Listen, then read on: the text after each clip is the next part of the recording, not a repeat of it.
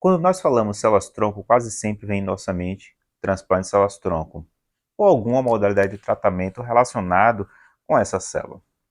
Porém, o que muita gente não sabe é que essa célula também adoece. E quando essa célula não vai bem, diversas patologias podem ocorrer, cujas manifestações principais são no sangue. É exatamente um pouquinho sobre essas alterações que acometem a célula-tronco que a gente vai ver nesse vídeo que inicia agora.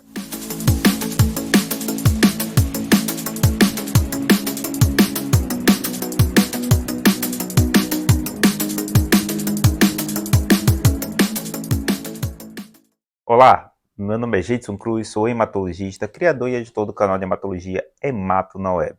Vamos ficar aqui cerca de 10, 15 minutos falando de algo importante e relevante acerca da hematologia ou da medicina de forma geral.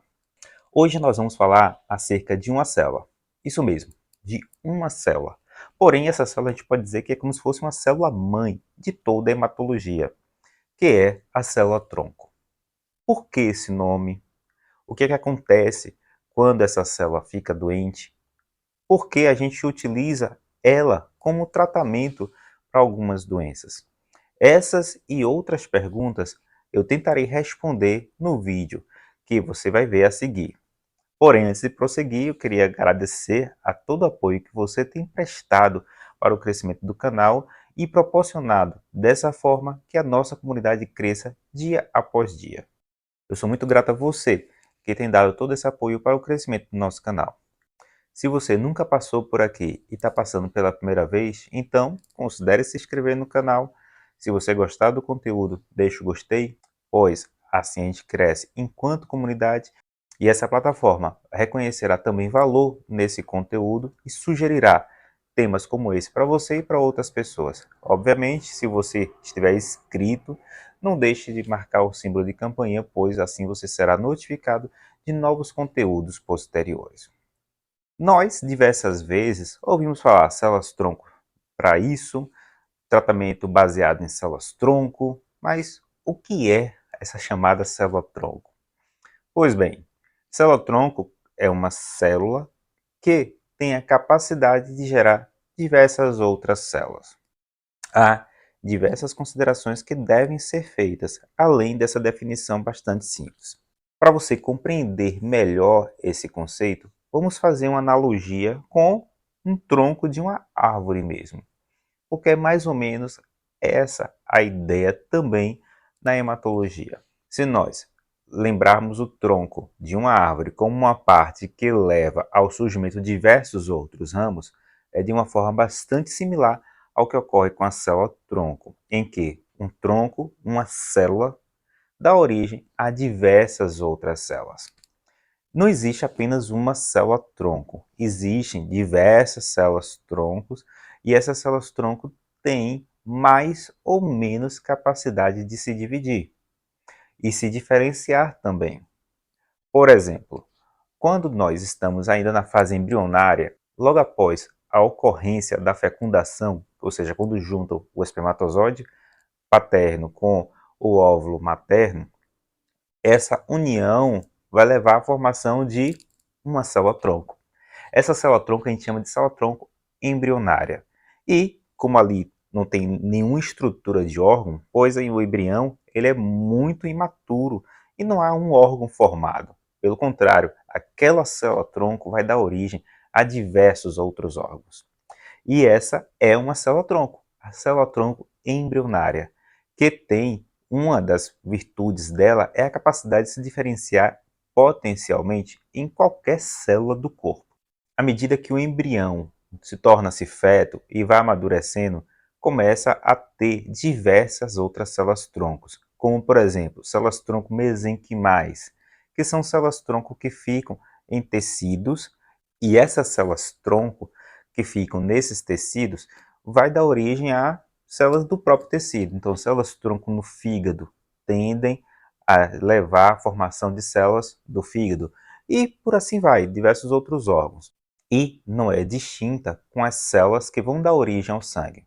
É a chamada célula-tronco hematopoética. Essa célula-tronco hematopoética, ela pode potencialmente dar origem a qualquer célula do sangue. Então pode dar origem a linfócitos, pode dar origem a monócitos, pode dar origem a eritrócitos, que são os glóbulos vermelhos, a megacariócitos, que são as células que vão dar origem às plaquetas. Enfim, essa célula-tronco que fica preferencialmente na medula óssea, mas não exclusivamente, ela pode ficar em outros órgãos também, vai dar origem a diversas células sanguíneas. Infelizmente, essa célula-tronco, como qualquer célula do nosso corpo, pode adoecer. Essa patologia pode ser uma patologia benigna ou uma patologia maligna, ou seja, ela pode ter uma alteração que vai levar a uma doença benigna ou vai ter uma alteração que pode também culminar numa malignização da célula-tronco. Quando ocorre um processo desse tipo, no caso da leucemia mieloide aguda, por exemplo, ocorre o que nós chamamos de célula-tronco leucêmica, ou seja, a célula-tronco que deu origem à leucemia. Então, aí já responde a uma outra pergunta. A célula-tronco pode ficar doente e pode dar origem a doenças que vão se manifestar no sangue.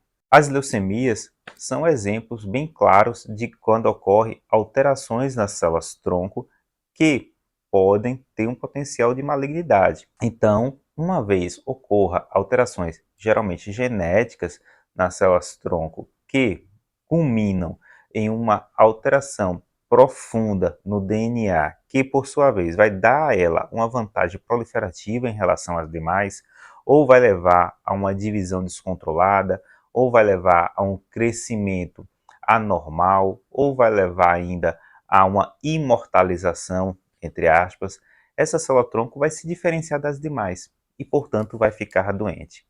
Isso é, de forma bem simplificada, a origem, por exemplo, das leucemias. Claro, existem diversas outras patologias que também estão na célula-tronco a origem de toda a doença. É o caso, por exemplo, da trombocitemia essencial, que é uma doença mieloproliferativa crônica em que ocorre uma tendência a uma elevação das plaquetas por causa da proliferação anormal do megacariócito. Pode ter também a polissemia vera, que é uma doença mieloproliferativa em que ocorre um aumento dos eritrócitos, também por uma mutação na célula-tronco. E se você acompanha o canal, você já sabe que a principal mutação da célula-tronco que leva a essa alteração, chamada polissemia vera, é a mutação do JAK2. E se você nunca viu esse vídeo, vou deixar a sugestão dele aqui, pois você pode passar lá e conferir quando o sangue está, entre aspas, grosso demais. E a polissemia vera nada mais é do que uma alteração da célula-tronco. Uma policitemia originária por uma mutação na célula-tronco, dando a ela a essa proliferação anormal de glóbulos vermelhos. Às vezes, a mutação ocorre na célula-tronco, fazendo com que o ambiente da medula óssea, inclusive, torne-se hostil, ou seja, com a proliferação anormal de células que vão levar a uma fibrose, como se fosse uma cicatrização anormal na medula óssea, ou seja, uma fibrose progressiva, mas causada por uma mutação na célula-tronco que faz com que, principalmente, megacariócitos comece a ter uma expressão também anormal de mediadores inflamatórios, de citocinas, que vai tornar o ambiente da medula óssea mais hostil à própria célula-tronco. Entendeu?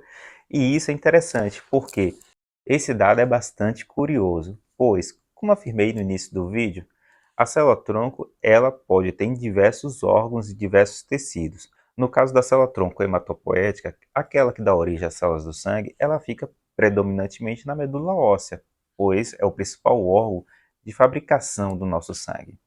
Mas, quando esse ambiente torna-se hostil, quando esse ambiente torna-se desfavorável, que ocorre, por exemplo, na mielofibrose, começa a ocorrer a proliferação de células-tronco em outros órgãos e tecidos, que é o que nós chamamos de hematopoese extramedular. Essa manifestação, ou seja, essa produção de sangue em outros órgãos e tecidos, como ocorre no baço, ou até mesmo em outros órgãos, como o pulmão, é a prova evidente de que tem células-tronco que dá origem ao sangue em outros órgãos também.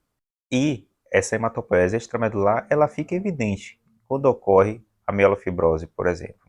Outra doença que também a gente já falou no canal, também uma mutação nessas células progenitoras, é a leucemia mieloide crônica, pois uma mutação genética chamada BCR-ABL1 faz com que essa célula torne-se anormal, fazendo dessa forma a proliferação excessiva de glóbulos brancos, no caso aí neutrófilos, que são muitas vezes indistinguíveis dos leucócitos normais. Mas a origem da doença está lá, na célula tronco leucêmica. Então, sabendo que essas células podem adoecer, é que pesquisadores começaram a imaginar a seguinte premissa: se uma vez a origem da doença é de uma célula, será que eu corrigiria o problema substituindo-as? É aí que pesquisadores, em meados do século passado, começaram a hipotetizar a possibilidade de substituição de uma célula-tronco doente, uma célula-tronco que está acometida por uma patologia, por uma célula-tronco saudável. Isso nada mais é do que o que nós chamamos de transplante de células-tronco, em que a substituição, portanto, da célula-tronco patológica de uma medula óssea, portanto, doente, por uma medula óssea saudável.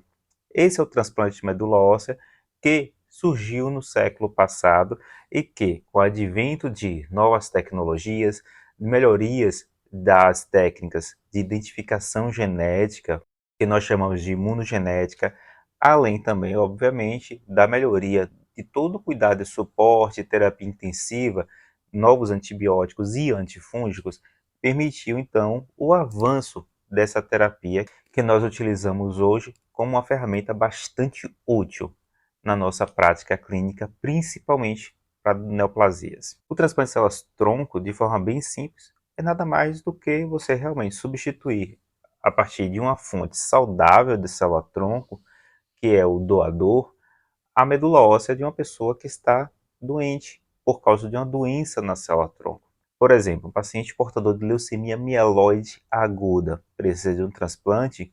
Esse transplante eu substituo a medula óssea doente por uma medula óssea saudável. E essa célula principal da medula óssea é a célula-tronco, a célula progenitora da medula óssea. Por quê? Porque ela vai criar uma nova medula óssea naquele paciente que está doente. Claro, não é tão simples assim, eu vou pegar a célula de um doador e infundir no receptor. Não, tem todo um preparo que nós chamamos de condicionamento, tem toda uma avaliação antes do condicionamento, que é saber se aquele paciente pode receber de fato um transplante de células-tronco, pois é uma modalidade de tratamento que tem seus riscos, os riscos são altos, inferiores ao que já foi no século passado, mas continua sendo elevado, então eu tenho que ter bastante critério na sua identificação.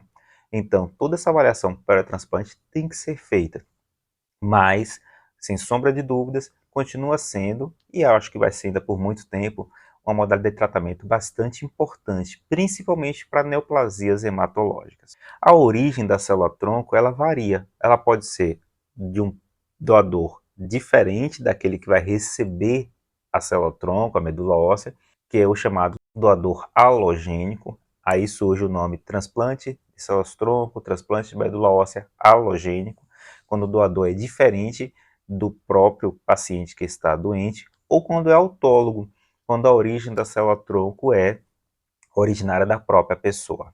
A fonte também da célula-tronco muda, e essa célula-tronco pode ser de origem da medula óssea ou pode ser de origem periférica, quando nós utilizamos ferramentas de mobilização, ou seja, retirar aquela célula-tronco que está nos órgãos, nos tecidos, e fazer com que ela circule no sangue. E aí eu posso coletar no sangue por meio de uma aférese, que é um procedimento hematológico, na verdade, um procedimento de hemoterapia, em que eu retiro uma célula específica. Ou seja, quando eu quero tirar plaqueta, por exemplo, eu faço plaqueta-aférese. No caso da célula-tronco periférica, uma vez ela sendo mobilizada, ou seja, estimulada a sair circulando pelo sangue, eu posso puxar, entre aspas, obviamente, essa célula-tronco por meio dessa aférese e infundir no receptor. O receptor, como eu falei, pode ser a própria pessoa ou uma outra pessoa.